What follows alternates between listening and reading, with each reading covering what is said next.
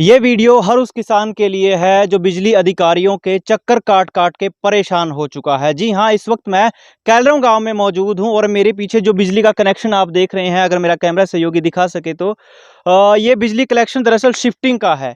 और कैलरम गांव से किसान जगदीश ने इस बिजली कनेक्शन को शिफ्ट करवाया है एक खेत से दूसरे खेत में।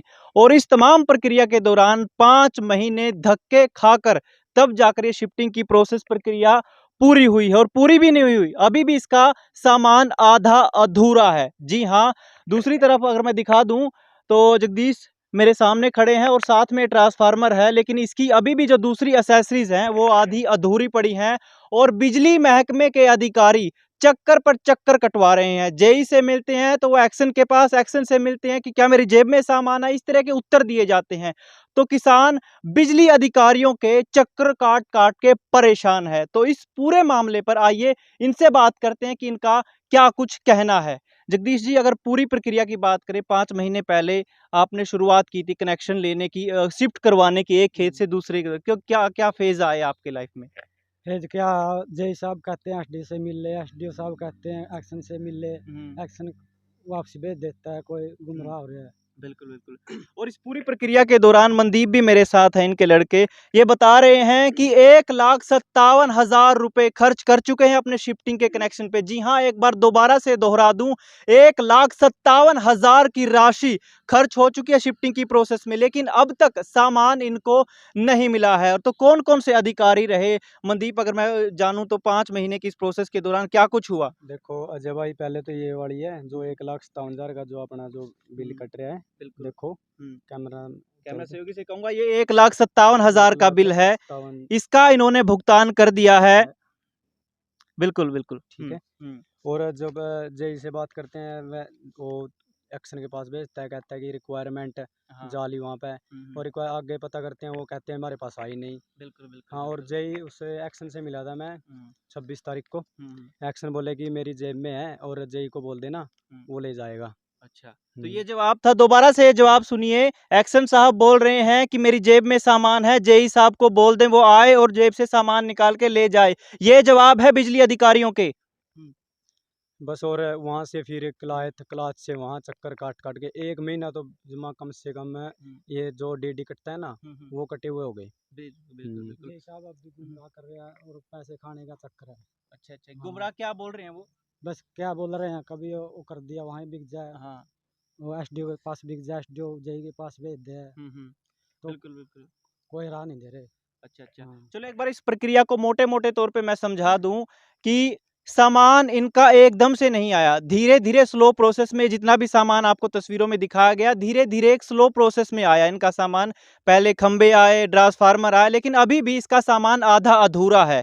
और जब अधिकारियों से बात करते हैं तो अधिकारी बताते हैं, वैसे तो ठीक से जवाब नहीं देते। जेई साहब से मिलते हैं, जेई साहब का नाम मेरे ख्याल से सुशील गांधी आपने बताया। सुशील गांधी, सुशील गांधी जेई साहब का नाम है।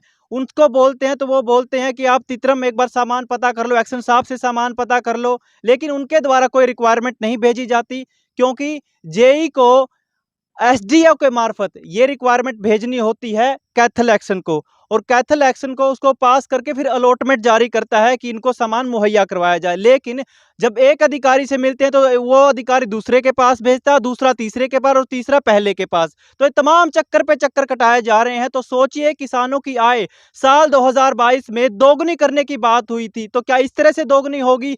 चक्कर पे चक्कर कटवा, जब तक चप्पल ना घिस जाए तब तक इन अधिकारियों को सुध नहीं होती। तो और क्या क्या आया मनदीप, अगर मैं बात करूं, क्या क्या परेशानी आपको देखने को मिल रही है? जय से मिले थे तो जय बोला पहले मेरे को देनी है रिक्वायरमेंट। अच्छा। एक्शन साहब को हाँ। कैथल से वहाँ से ले लेना अलॉटमेंट। हम्म। और फिर बाद में वहाँ से आज आज उसके पास फ़ोन किया, मिला भी नहीं वो।